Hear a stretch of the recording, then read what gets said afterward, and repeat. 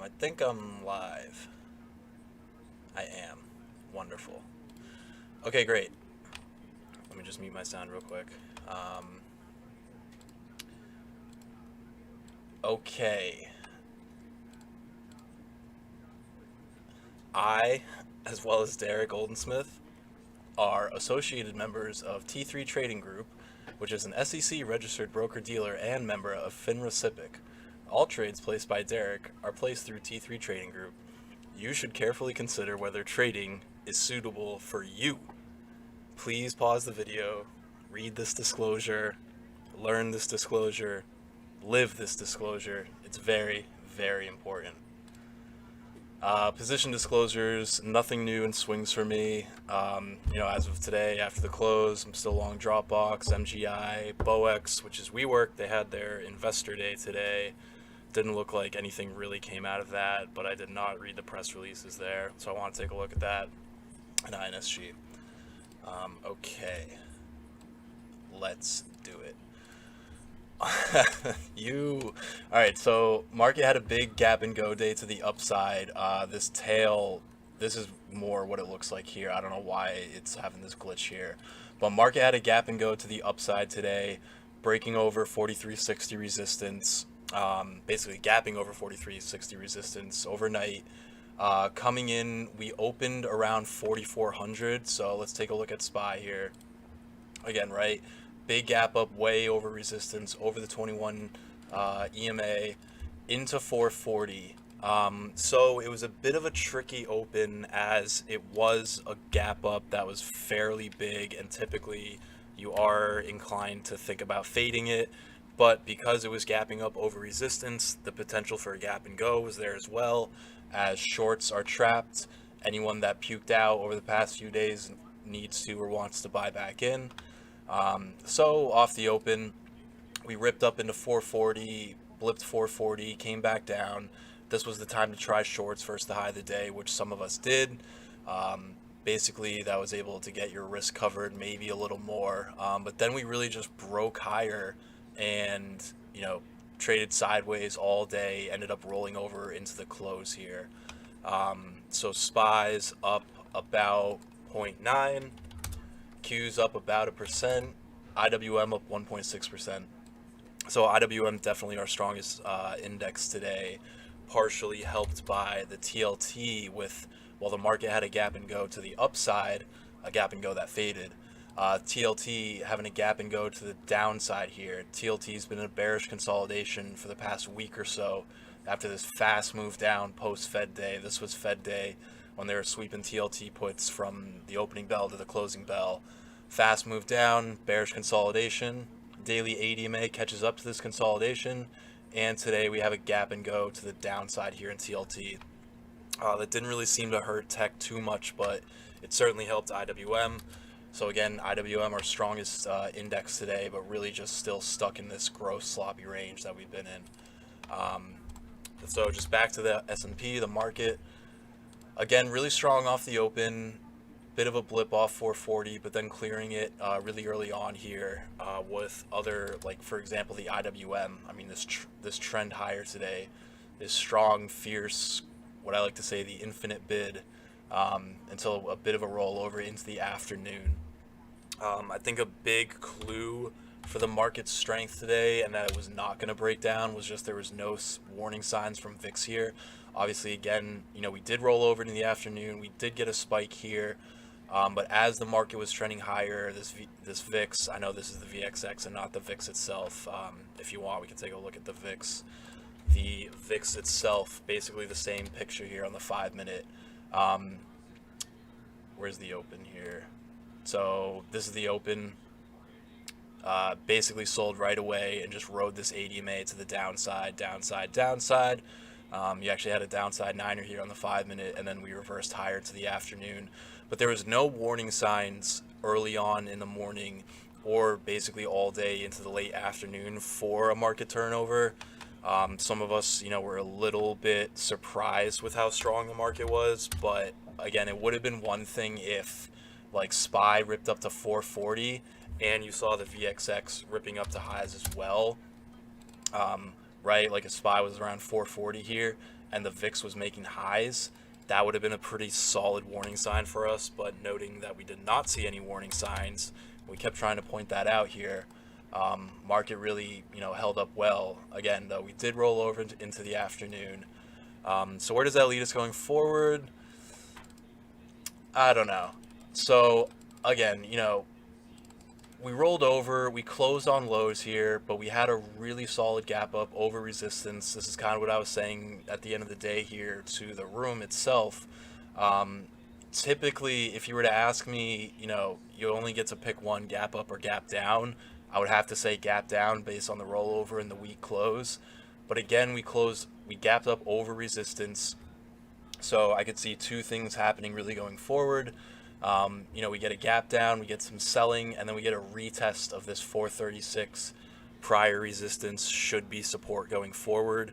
That would be totally healthy. It would also be totally healthy and normal to just, gap flat, gap anyway, really, but just chop around for like a couple days, letting this ADMA catch up to price here.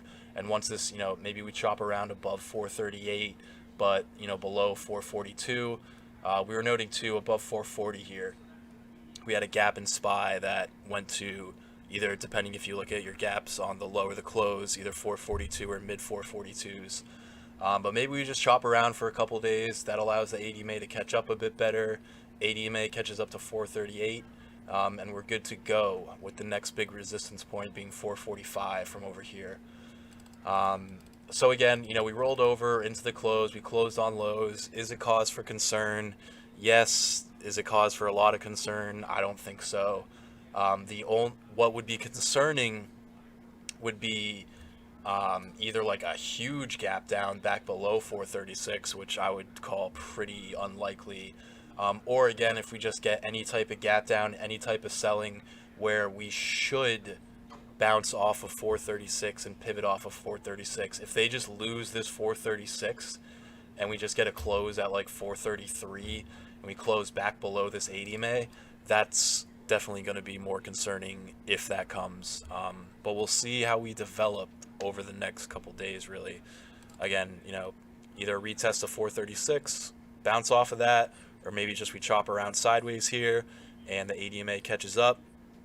Or worst case, if you're a bull, best case for bears is we get back below 436 and we have a close, 434 or lower there, because that will have our ADMA curling back downwards.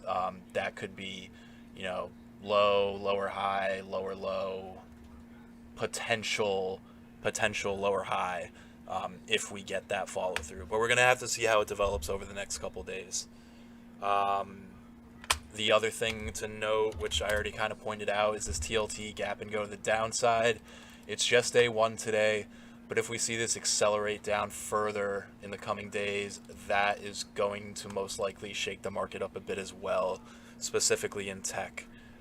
So definitely keep an eye on TLT, see if this rallies back up or if this gap and go to the downside, which is really like 143.50 to 145.50. That's 2 points, so that's a measured move to 141.50.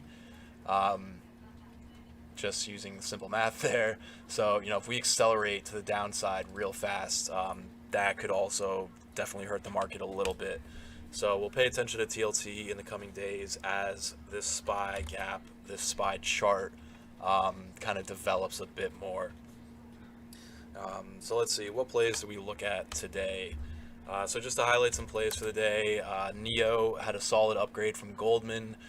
Chinese names as well had positive news this morning, coming from various areas. Honestly, there was a few different ones, mostly like a meeting with a Chinese ambassador and someone from the White House. I forget the exact details.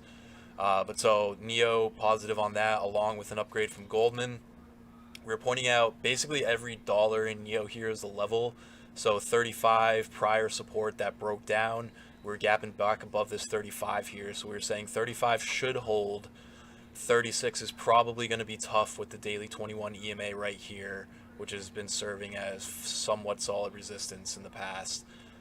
36, and then this 37 is the next level. Prior support turned into resistance 37 here. But so NIO, we were saying, should hold 35. It was a bit tricky because they flushed it right here. And this is a kind of like a golden rule that I always remind myself that Derrick always emphasizes, is when you have a level that should hold, but one of like the three golden rules of trailing stops is your ADMA needs your ADMA on the 5 minute at least. Obviously depending what time frame you look at, but your ADMA on the 5 minute should be caught up to your out. So while NIO should hold 35, the gap up was so big this morning that it spent, first 20 or so minutes of the day chopping around.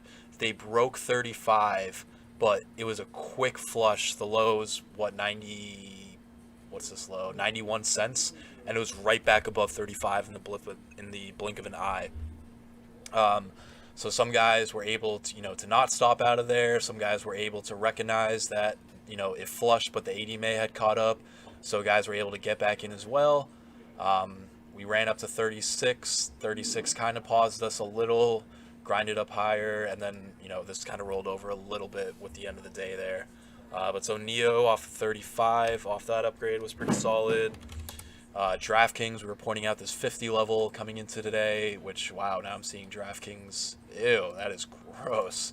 Yikes. Some big rollovers this afternoon. But DraftKings is 50 level, which again, I guess failed today.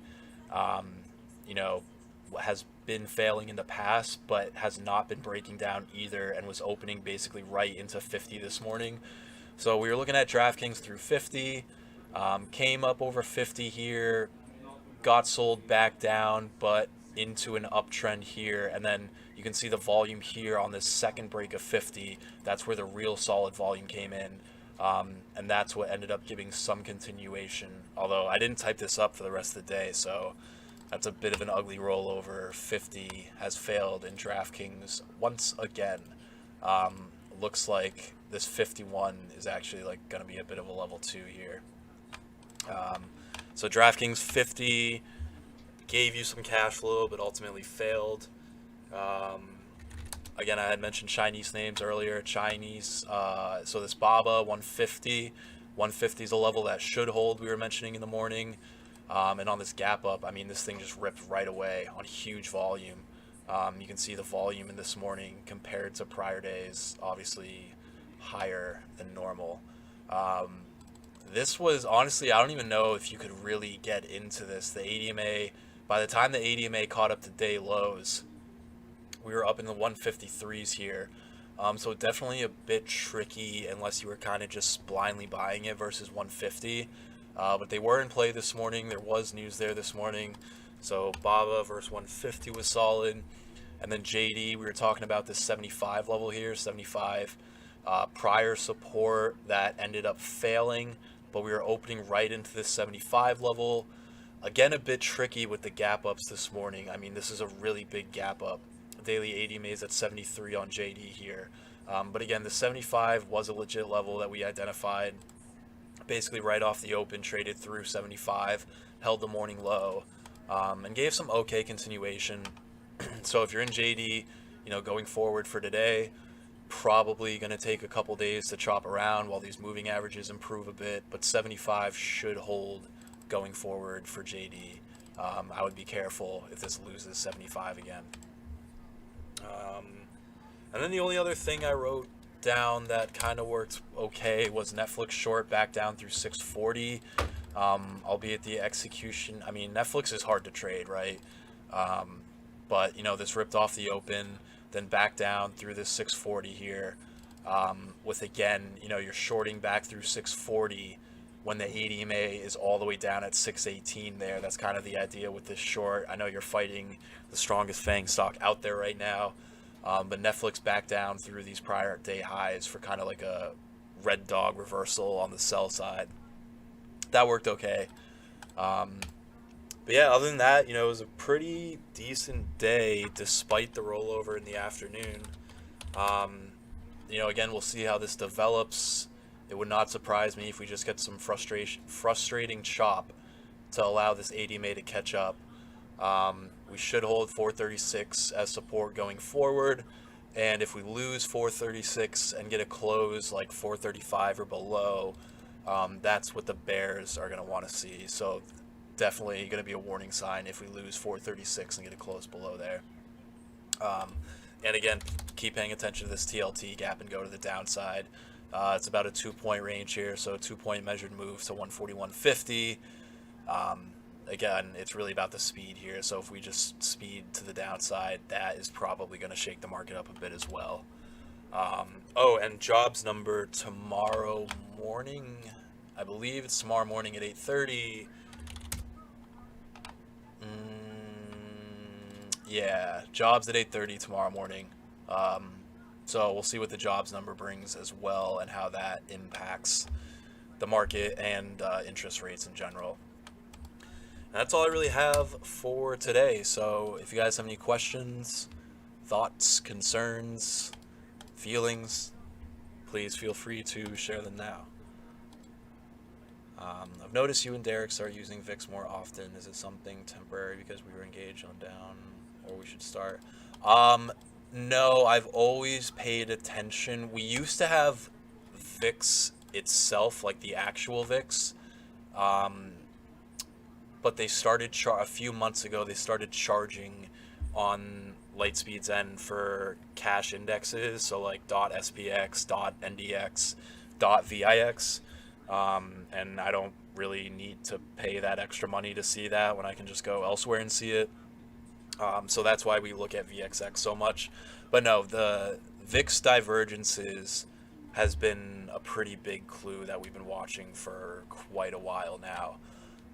Robert, I know you weren't around for it, but the parabolic top back last September, was this? Wow, yeah.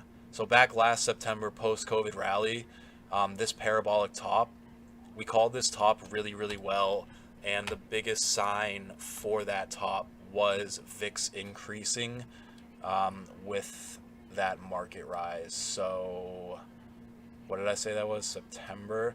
Yeah, so I mean, I can't pull up both charts at the same time, but you can see this was like as SPY was rising, VIX was rising with it. This was a huge warning sign for that parabolic, quote unquote, like blow off top back in September, where it was like 5 days or so where SPX was just climbing higher and the VIX was also climbing higher as well. That was a big negative divergence that we identified, which ultimately, led to this huge spike down. We got this pretty sharp decline back here. So yeah, VIX deviation is something we've always looked at. We look at VXX now because it's easy to type up. VXX is short-term futures as well. So I mean, it's still, at least, especially on an intraday basis, I find, VXX is fine to look at. But I mean, I'm just using a trading view here, which you can get the VIX for free on trading view. So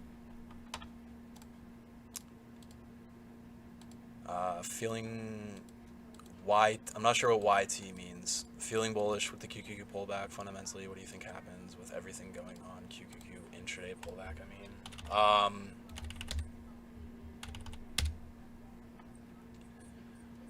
Yeah, I mean, similar but different look to SPY here, really. It's not perfect. I would call the level 361. We had a bit of a rollover. It looks like Q's kissed the 21 EMA on the daily here, rolled over a bit. Didn't close on lows. I mean, I guess barely didn't close on lows. So you would be inclined to think we gap down, but, you just use your Q levels. Oh, YouTube question, cool. Yeah, so use your Q levels the same way you're using your SPY levels. 361 prior support that we broke down from and was holding as resistance that we gapped above this morning. If we get a gap down tomorrow, Q should hold 361, 360. We could easily chop around for a day or two and have this ADMA catch up, and then we kind of build out into this like 366 and then break higher. If we see some selling, 361, 360 should hold. And if we see selling and we lose 360 and we get a close at like 358 and we get a close below the ADMA on the daily again, that's going to be your warning sign that this might be, again, lower high, lower low, potential lower high. Hard to say now, but we'll see how it develops over the next coming days.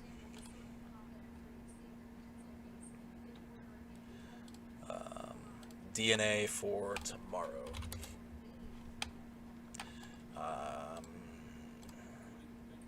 I didn't read the short report on DNA, and I don't really know enough about this company to give you a good fundamental thesis or whatever you want to say. I don't know. I mean, 1130, 1150, a bit of a level. Really, like upper 11s is going to be tough to clear here for DNA, just, you know, kind of based on these prior days. And you got this short report out. You know, I know Kathy bought a lot yesterday. Kathy Wood from ARC. I don't know. I mean, if you really like this name and you want to swing it, you could probably just give it to this day's low, the day the short report came out with all this volume, where we did, you know, bounce back pretty well from that. The high is 1175. Today's high is 1165, so we didn't quite break that high. And again, these like upper 11s is probably going to be a bit tough to get through. But if you can get over this day's high, you're, you know, basically negating that short report. Then you can maybe raise your stop to like 10 or so. But for now, I don't know. This is kind of sloppy. I don't really have anything great to say about this chart. But I guess, you know, see tomorrow. Well, I guess today's an inside day, actually. Yeah, so see tomorrow if you get an inside day, breaking up. Keep it simple. Inside day, break up tomorrow. That's your trigger. GM and F, yeah, very solid. Seeing solid call flow as well. Past prior days as well as today. Big day for GM and Ford, I believe, right? Yeah, nice. These charts are developing greatly. I think someone in here is swinging Ford. If you are, I hope you still are. You know, basically these, I mean, not much to say other than these are really strong charts here. Potentially using today's lows as stop outs going forward, although the real daily pivots are like yesterday's low in GM, yesterday's low in Ford. But yeah, really, I'm trying to see if I can see anything else here. I mean, not much to say other than just really strong, healthy looking charts doing exactly what it's supposed to do. Run up, bullish consolidation, breakout higher. Yeah, really strong charts. If you're long Ford and GM, I would keep being long them. If you're not long, look for a pullback. You know, maybe this Ford has some choppy days here. The ADMA catches up a bit better. Again, it's a big day today for Ford, so I don't know about tomorrow chasing day twos or anything like that, but overall these charts look great. Is TLT a doji sandwich on the weekly? Yes, yeah, I would say so. I mean, you got like a lot of price congestion and everything like that. It's not necessarily, and I believe that's why Derrick is calling this a bearish consolidation and not a bear flag, because you're not exactly in a downtrend. I mean, short term, yes, you are in a downtrend here, but you're more just kind of, you know, in the middle per se. But yes, you could argue that this is a doji, a bearish doji sandwich here. For those that don't know, it's basically like a large candle in one direction, and then you get a doji kind of in the middle, and then if that breaks out higher or lower, depending on where you're going, you typically have a measured move. So this candle, you know, basically like 152 to 147, that's like 5 points. So this could arguably have a measured move down to like 140 or so. Yeah, good luck.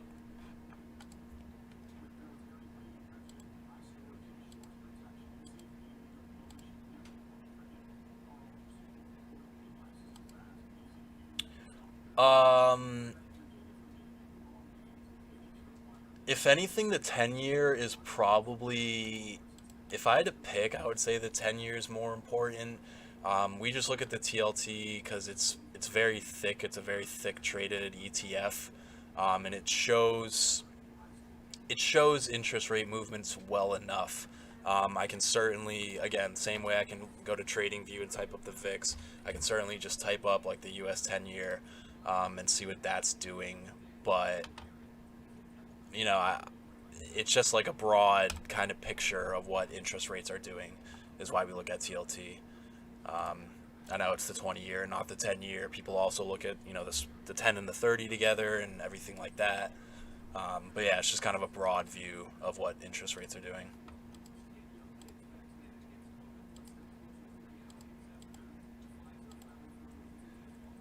VIX, so the VIX divergence, no, not RSI or MACD divergence, but just like price divergence in itself. So typically speaking, in theory, when the market is going higher, the VIX usually is trending lower. VIX goes higher when people are buying puts on the SPX. So when you have the VIX rising with the market, like that example I pointed out back in September of 2020, when you have the VIX rising with the market, that's a negative divergence for the market. If the market's heading higher, the VIX should be trending lower. And usually when you get like solid market up moves, the VIX will be just like puking out to the downside. So it's just like more price divergence. When you have the VIX rising with a rapid rising market, people were loading up puts into this. That was like a negative divergence for the market versus, on the other side, a positive divergence would be, markets going sideways, but the VIX is going lower, lower, lower. That's a positive sign. That's a positive divergence for the market. And again, vice versa. If you have like the market, trending sideways, but the VIX is making day highs. Like we saw that yesterday morning, right? Market opened down with a big gap down yesterday morning, traded higher initially into moving averages, but while the market was trading higher, VIX was exploding to day highs here. If the market, like literally look at the difference between yesterday and today. Market opens, rips higher in the first 15 to 20 minutes or so, and then gets smacked back down. That's yesterday. While the VIX yesterday, as the market's ripping higher, again, 9:45, the market is at highs. VIX is making day highs as well. That's a negative divergence. Versus today, market opens, rips higher in the same way that it did here. Maybe 440 is resistance and we get smacked back down. But again, while the market's not all-time highs. While the market's at day highs at 9:45 yesterday, the VIX is making day highs as well. While the market is at highs at 950 today, the VIX is just dying lower, right? That's a pretty solid example actually of the price divergence I'm talking about with VIX in the market.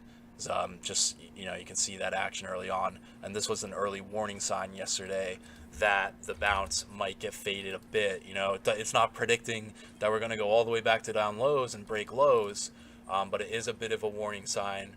Versus today, it was like a green light, if you will, that the market gapped up so big and was ripping higher, but the VXX was just not breaking. It basically opened, traded lower, did not break its opening high. ADMA caught up and we just grinded lower. So that's a pretty solid example actually.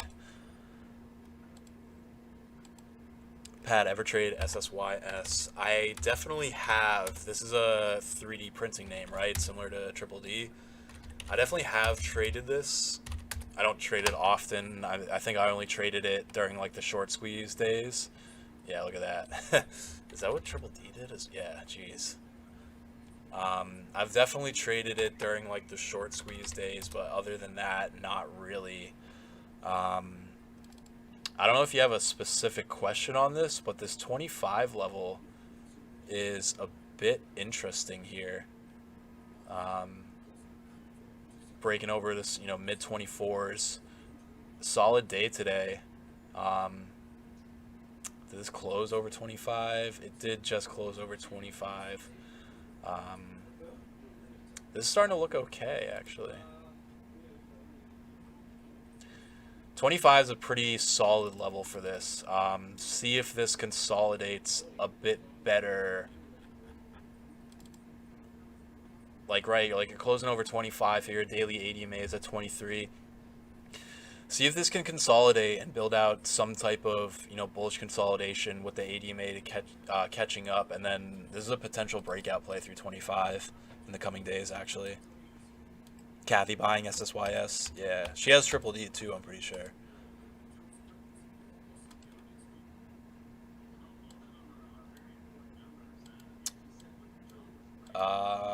TradingView, I started using this week to watch futures. Do you know how to get rid of those ads? Seems like they let you see futures, but they keep blocking the screen. I mean, the only way to get rid of the ads is to have a paid membership. I'm pretty sure that actually futures are delayed on TradingView as well. There's a 15-minute delay. You can see that up here. Data is delayed. There's a 15-minute delay on futures. Yeah, there's a delay on futures, but everything else for the most part is live, including I'm pretty sure the VIX is live. But futures have a 15-minute delay on TradingView. But yeah, I watch futures on TradingView as well. The one actually little hack to that is I don't really know what this is. It's not ES, but US 500 from, I don't know if it's from investing.com, but this is futures and it's live. It's basically the same thing as ES, but it's not ES, and ES has a delay. So that's a little hack you can do, is US 500 for live futures. But yeah.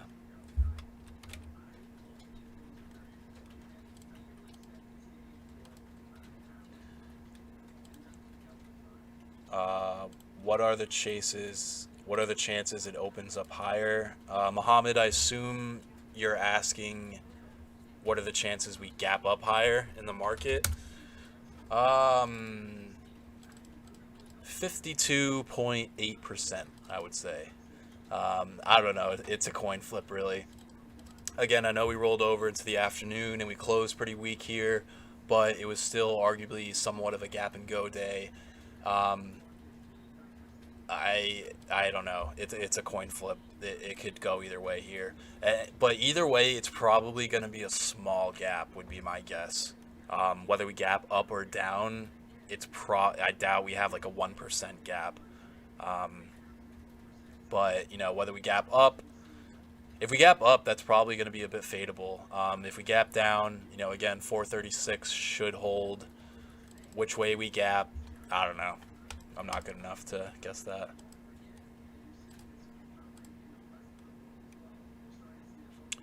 If the market gaps up and does not fill the gap, island reversal. Yeah, potentially. Usually you want to see more than one day for an island reversal. I can remember one specific one. Yeah, there it is. Back post-corona crash. Right here. Which this was this was the parabolic run that ended up breaking down. But you see this was still like a mini parabolic run into here, and then we had multiple days of like floating around here with this huge gap, and we ended up closing weak and then gap down here. This was a huge gap down, but this was more of an island reversal where like one candle can work, but it would be a bit better to have multiple candles like we did here.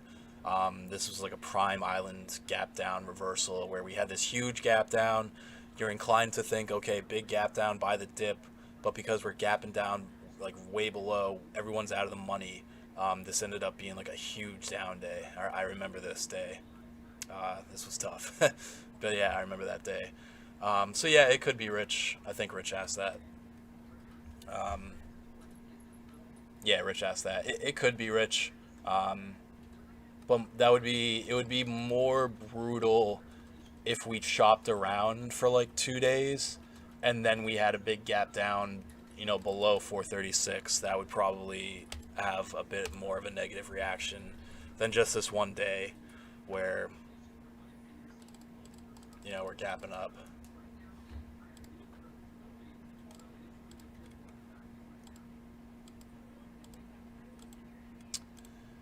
Pat, right before market open, is important for us to take the pre-market action off of our inside 5 charts. Yes, Shane. Yes. Because again, today, look at, for example, anything really. I guess NIO was a bit better for the 5-minute ADMA catch-up. But, if you have your pre-market charts on, here's pre-market, right? You're kind of, you got some buying early on here at 7. You kind of just chop around sideways. Market opens right here. And, this is just kind of gross looking. There's not much to make of it here.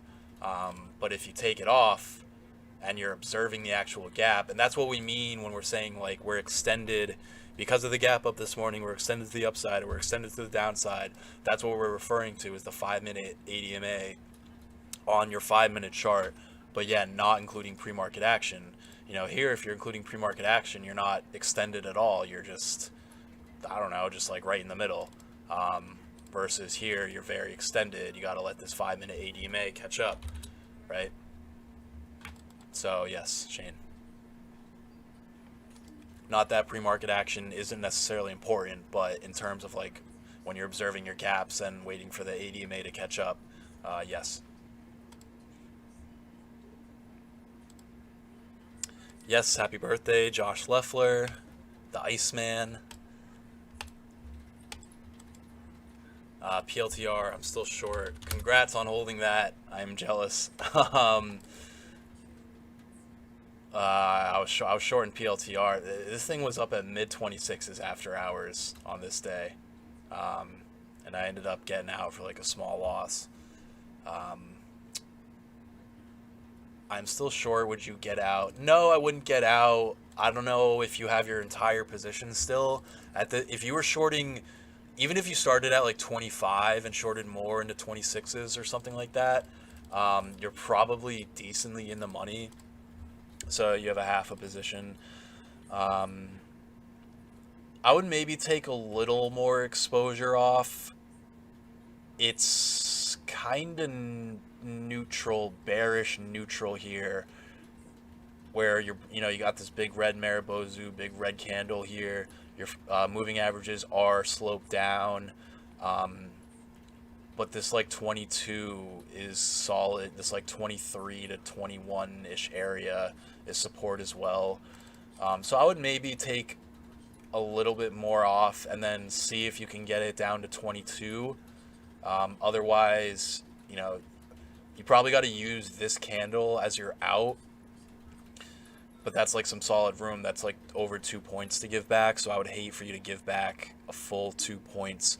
So I would maybe take a little more off and then, give it to 25 as your out. I don't think you should just randomly take it all off, but I would take a little more off, give the rest to 25, and then you got a target of 20, mid 22s, 22, maybe 21 if you really want to be greedy. That's a great price.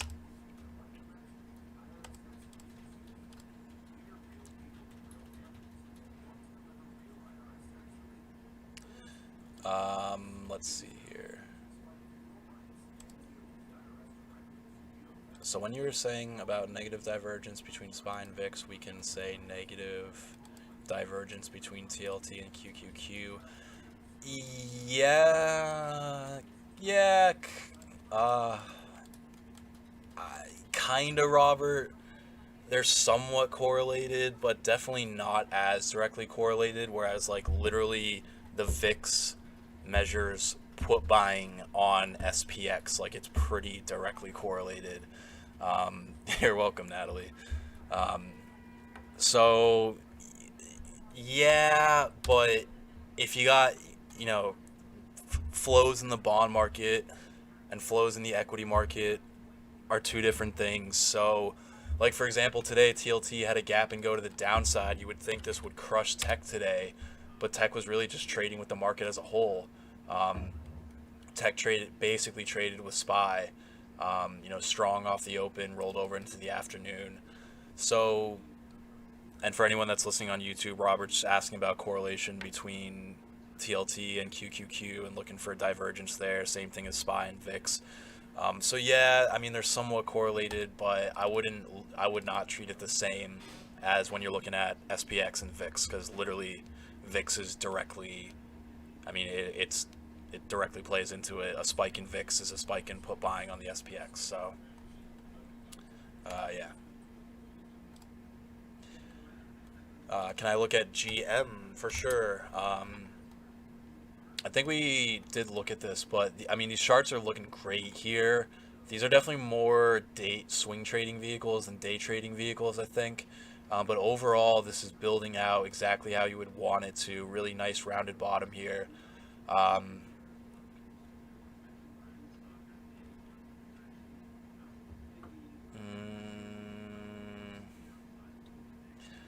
mean, even like the levels aren't really super clean here. I guess like 59 is probably going to be your next real big level for GM. Again, Ford and GM both had big day ones today. So we want to be careful about chasing day twos, because again, now, you're up at towards 57 on GM when the ADMA is down at like 54. But being that these are big day ones, their lows should hold going forward. So if you're not in GM and you want to be in GM, see if this can do somewhat of a bullish consolidation, allowing the ADMA to catch up, and then see if like maybe you get an inside day and then you get an inside day and up setup. I'm looking for like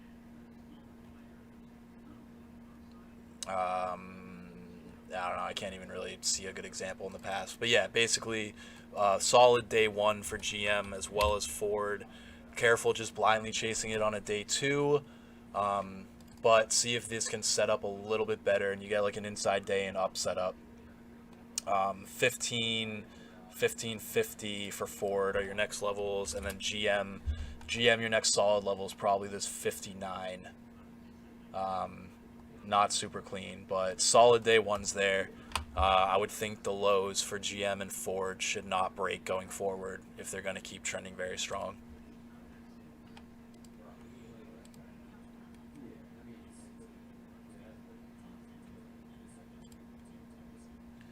Live, it is tough to look at a correlation between TLT and QQQ. Yeah, I wouldn't, it's something to pay attention to, but I wouldn't really over observe it.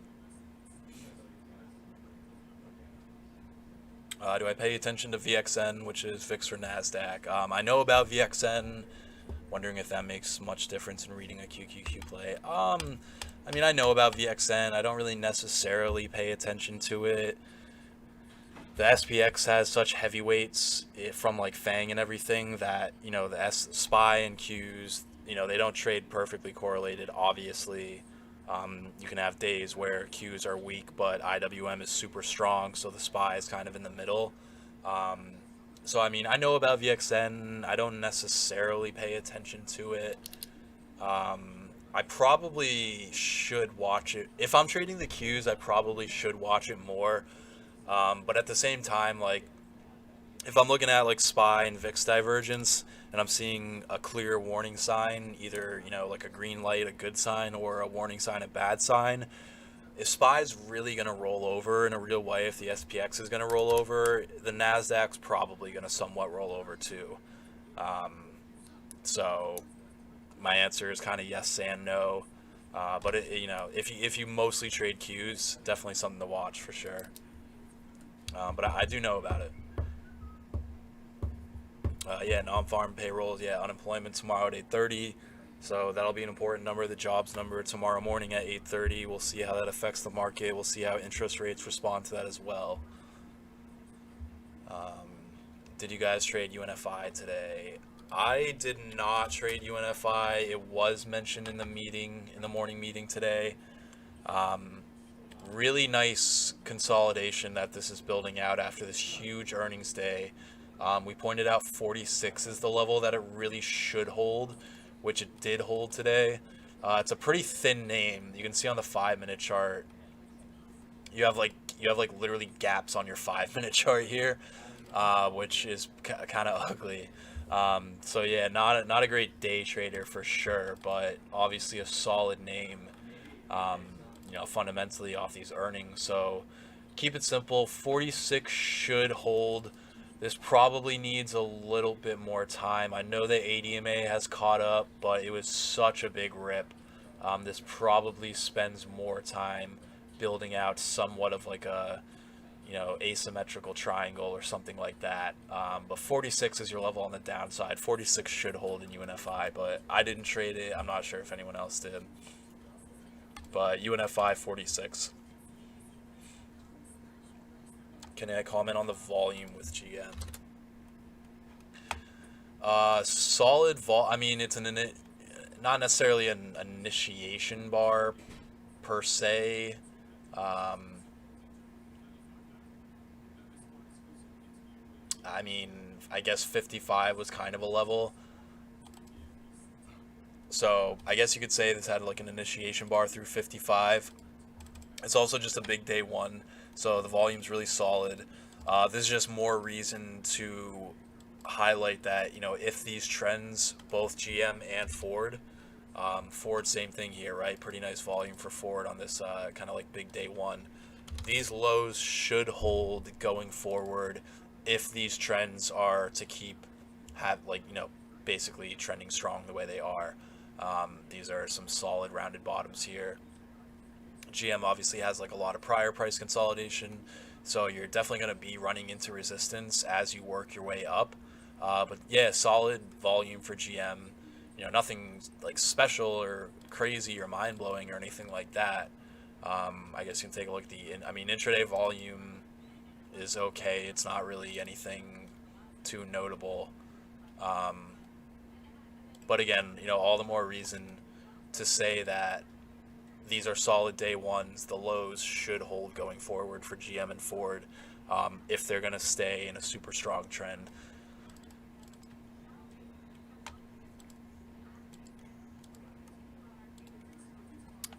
YouTube, do I think SPY is going up tomorrow? I don't know. I really, honestly, SPY, it depends. I don't know. It depends how we gap. If we gap down, like if you're talking, is SPY going to close green? Is SPY going to break today's high tomorrow?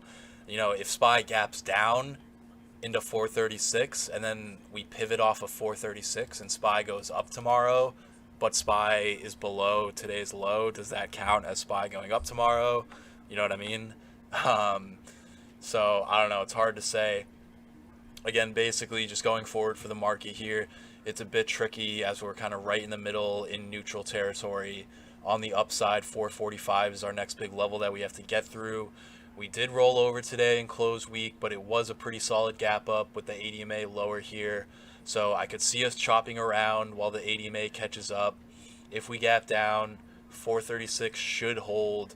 And if 436, 435 doesn't hold and we get a close below 435, that's going to be definitely a solid warning sign for the market. But whether, if you're asking if SPY is up over today's high tomorrow, or if you're asking if SPY trades up after the opening bell tomorrow, we got to see how we gap. So it depends on the gap. But 436 should hold.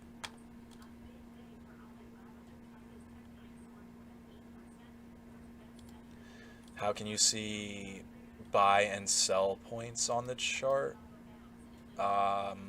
Tom Wilson on YouTube. I'm just seeing if you added anything. I'm a little confused with your question. How can I see buy and sell points on the chart? I guess I would answer that with just identifying trends and pivots on a trend. A trend is an uptrend is a pattern of higher highs and higher lows. A downtrend is a pattern of lower highs and lower lows. So like NIO trended today. You got your high, your low, you got a higher low, or you got a higher high here, but then you broke the low. ADMA caught up, flush 35, back over 35. So here's your low. You get a new day high.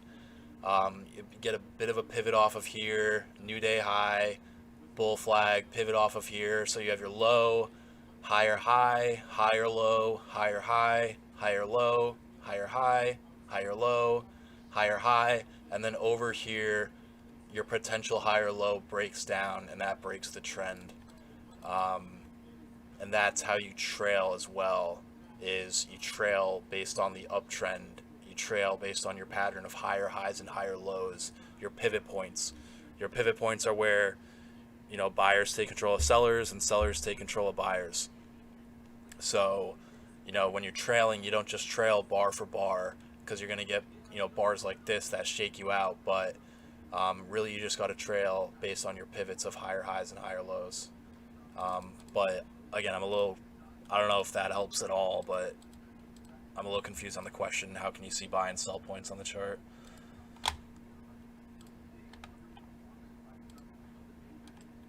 I've been in the room for approximately 2 weeks, 3 counting the open house. Is there a recording or replay of these aftercap sessions? They are awesome. I donate plasma twice a week and cannot get the recap on my... yeah, Pete. Oh, it looks like people answered them. Yeah, they're posted on YouTube, on T3 Live, and then on Twitter. If on Twitter you follow at ProDeskVTF, I also tweet out the link to the recap every day as well. But so yeah, they're shared on YouTube every day.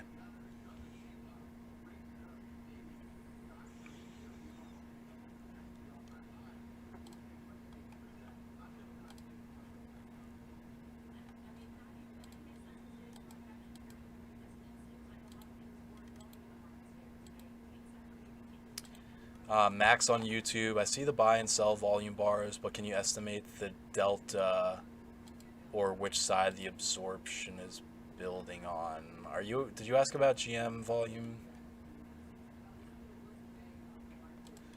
I see the buy and sell volume bars,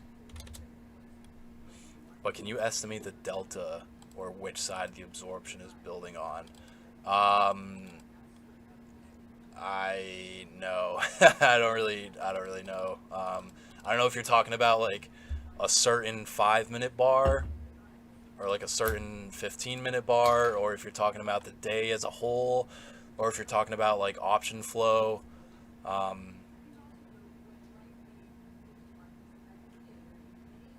So yeah, I'm a little confused on what you're asking.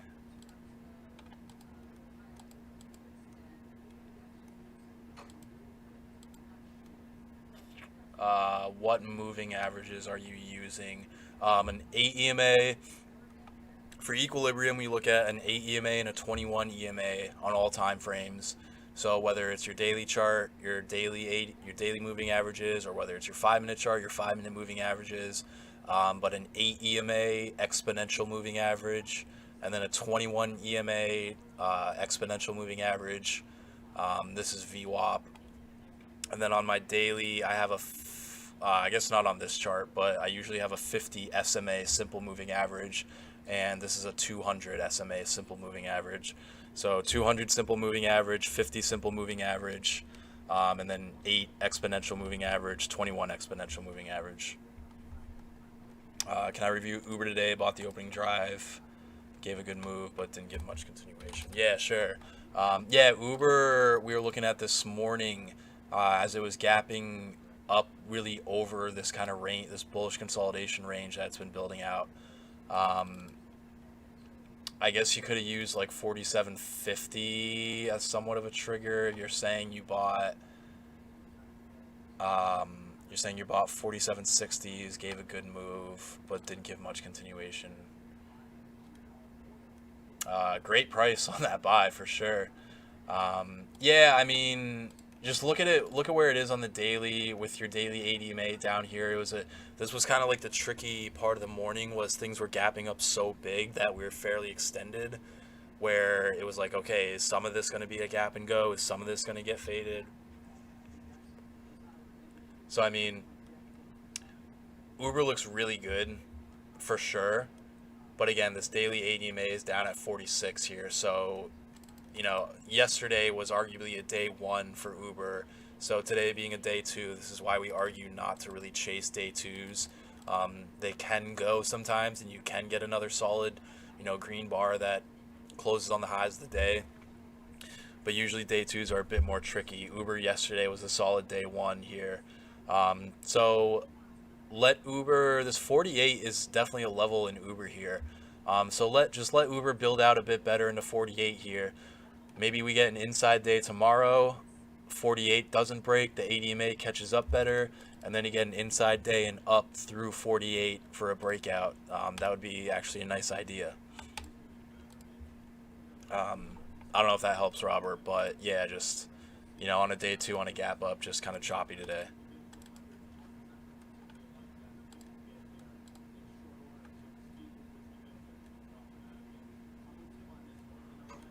Did I already look at MGM? There's a lot of sweep activity. Yeah, MGM has had we had strong flow in this. I believe it was this day where there was actually a risk reversal as well, and this chart's been building out very well. Definitely somewhat of a sloppy chart, but that being said, it's building out. I think this is no, definitely not all-time highs. But still, building out really well. 44 has been the level that I've been mentioning for MGM basically every day. It needs to and should continue to hold 44. So not much to say there today, really. What did it do intraday? Kind of just chopped around intraday. Yeah, not much of a day trading vehicle, but 44 is your level for MGM. 44 should hold and continue to hold going forward. Basically, this day is low.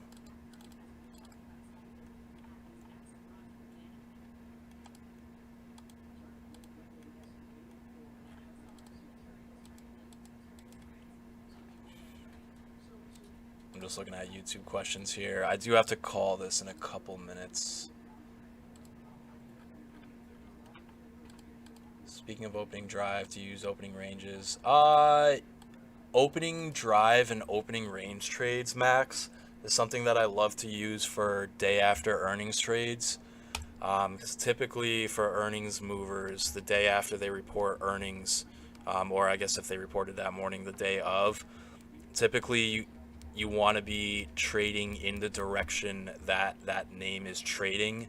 So that's like one of my favorite trades for earnings seasons is like you get like a solid, I guess it doesn't even have to necessarily be a gap, but just you get a solid report, solid volume on an earnings name.